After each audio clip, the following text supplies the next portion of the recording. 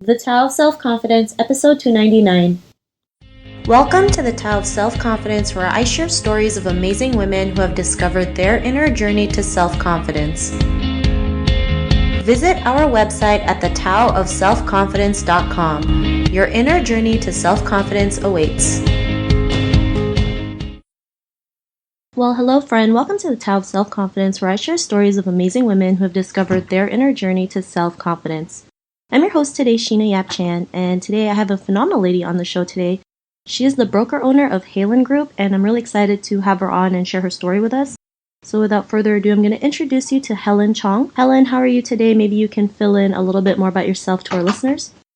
Yeah, I'm doing great. Thank you so much. I'm really excited too. So, like you said, I am the broker owner of Haylen Group. So, what my company does is that we are actually a small independent real estate brokerage firm in Silicon Valley. But I actually started my business from Southern California, and I moved up here about 5 years ago. So it had kind of expanded from Southern California to Northern California. And while I was expanding my business, I gave birth to 3 beautiful kids, 2 boys and 1 girl. So definitely had gone through quite a bit of changes in our lives, and from basically have to restart my business all over again and learn how to be a mother and learn how to be a wife and a businesswoman and then start managing people. So that's why I'm really excited about today's topic about self-confidence, because this is something that I have been struggling since I was very little until, as a matter of fact, until now.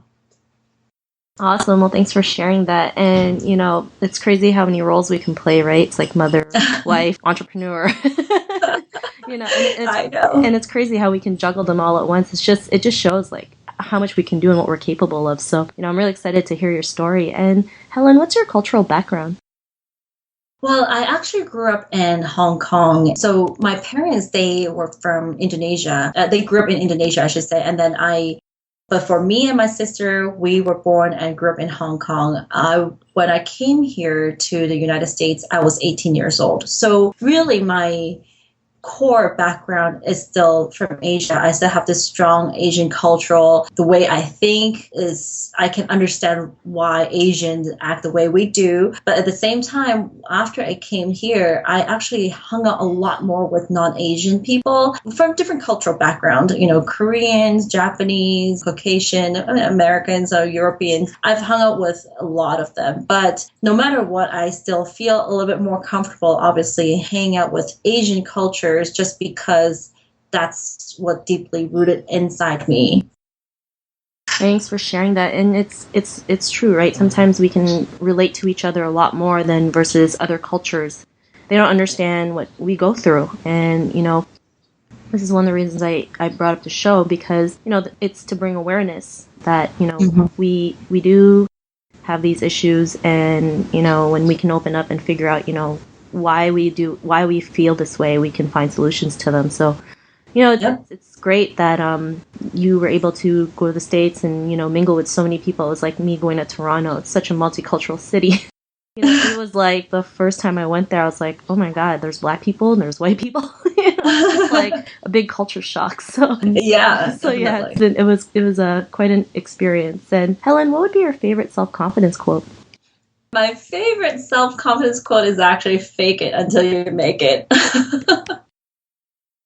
Thanks for sharing that. And actually, that's a lot of our guests' favorite quote, because, they don't see it as something bad. They see it as something good, right? If there's something that you wanted to be, like an entrepreneur or a speaker, you kind of like train your brain to do it so that it can attract it. And especially, a lot of people don't realize our brain, whatever we think, they can't tell the difference between real or fake. So think these fake thoughts, it will become real, right? Exactly. I think that's just like what you're saying, because, now that I'm a mother, I start to realize whatever I say to my kids will determine how they think when they're older. So I'm a lot more careful with my words, a lot more careful how I talk to them, just so that my biggest thing for me to them is that I really want them to be self-confident, because I feel like that confidence, me lacking that self-confidence was a big factor holding me back when I was younger. Yeah, and it's something we all go through, right? What we tell our kids, well, I don't have any kids, what we tell the children out there can really affect them. I mean, when I was 5, I mean, the teacher failed me for kindergarten. So imagine, the self-confidence issues I had until now. I mean, that I still experience. But, the best thing is I was aware of it and I realized how that really affected my life. And, people don't realize the smallest, incidents they have as a child can really have a big impact on their life later on. So it's great that you're already, showing your kids what it means to be confident, having them be more positive and learn that they can be anything they want to be. So love the quote. Yeah. Thanks for sharing that. And in your own words, how would you define self-confidence? I think definition of self-confidence is really you're confident about yourself making the right decision. But at the same time, I feel like in order to feel that way, you have to really start loving yourself first. For us, I love my kids, and some people maybe love their pets or whoever, right? And they will never try to put them down, and you will always try to encourage them or give them better food, give them better shelter, give them better clothes. But then for some reason, we don't really do that to ourselves. And I think especially when we don't feel confident about ourselves, we just talk ourselves down to make ourselves feel bad. So I really think that in order to feel confident about yourself, you really have to start from loving yourself first. Then you will feel confident about the decision that you've made. Great definition. I know, as women, especially Asian women, we're so great at putting ourselves down, right? It's like, oh my God, my legs look horrible today, or this outfit looks bad on me, or why did I trip on myself? It's like little things we make a big deal out of, and we have to realize, we're human. We all make mistakes, and it's not a big deal. So love the definition that you mentioned. And Helen, what was your life like before your discovery of self-confidence? Well, I guess they kind of go back to when we were raised, right? How we were raised in Asia. In Asian culture, in Chinese culture especially, it's like you have to be humble. They always tell you, don't brag about yourself. Don't say that you're good at this. Always think that someone else is better than you. That's how we were brought up. And I remember my dad always constantly teaching us to be a good person. You need to be humble. But then it's so different compared to the Western culture. Western culture is like, no, you have to know that you're really good at this. And when we used to go to class, we don't really raise our hands to answer questions. And I remember coming to this country, go to class, and all the American-born or kids who were raised here, they were raising their hands, answering questions. And while I'm just like, why are they so brave, raising their hands? What if they answer the question wrong? In Asian culture, same thing. If you answer a question wrong, they tell you, and they might oh, why would you even say that? But I think that really, just like what you're saying, that can deeply root it into your brain, make you think that you are just not as good as other people. And I used to also in Asian culture, the relatives, they love to compare you with other kids. Always make comments about I had an older sister. They compare, who's prettier? Compare their skin color, comparing their eyes who have bigger eyes. Everything is a comparison. So then after a while, you start to learn all the bad things about yourself instead of the good things about yourself. And so I think that also made it really hard after I came to this country by myself, I go to school and I just oh man, I'm not as smart as the other kids. And then after you come out to work, I just keep telling myself I'm not as smart as my coworker. I'm not as wealthy as this other person. I don't make as much money. Then it's I'm not as pretty. I'm not as thin. It's just constant comparison of yourself with other people. And until I met my husband, he actually asked me that question all the time. He's like, why do you do that to yourself? I'm like, I don't know. I mean, to me, in my head, I just kept thinking, what's wrong with what I'm doing right now? I mean, don't you do that? Don't you criticize yourself? He's like, no, I don't. And I think actually my husband helped me out a lot is by telling me or reminding me to stop thinking that way about myself. Because with that kind of thoughts in your head, you don't have that motivation. You kind of feel so tired to even try to fight because you would never be good anyways. And I would I would go to networking events and I just wanted to hide in a corner. I don't even want people, I don't want to look into people's eyes because I'm so afraid they're going to see something for some reason. I don't know. I don't know what they're going to see. I'm just so afraid to look at them in the eyes.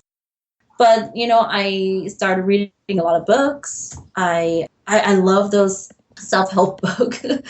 Some people might think that is kind of cheesy, but I love them because that helped me make me feel better about myself. And I remember somebody had told me one time, it's like, fake it until you make it. So I remember one time I was at home and I was working from home, and my husband came home and he walked into the room while I was on the phone talking to somebody, clients, I cannot remember who. When I got off the phone, he looked at me, he was just like, who was that? I'm like, what do you mean?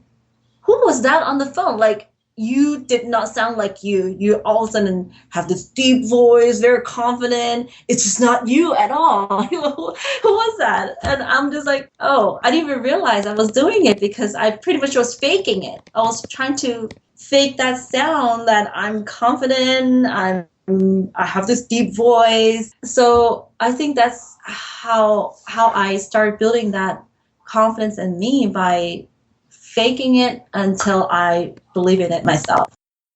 Thanks for sharing that, Helen. And I think that's something, most Asian women feel.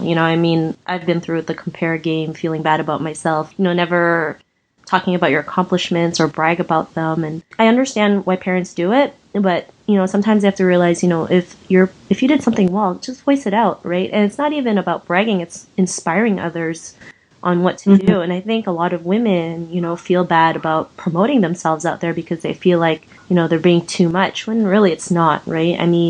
Yeah, it has to start with you. So what if you promote yourself? It's not a big deal. Guys do it all the time. Why can't women do it? And, it's these little things that really screw us over. And, I'm glad that your husband, he reminded you, to stop thinking the way you think, because we all do that, right? It's like, what's wrong with me, right? Yeah. We can totally switch it to say what's right about me. And it could be that easy if you allow it to be. So, after, reading books and, having, faking it till you make it, what's your life been like right now?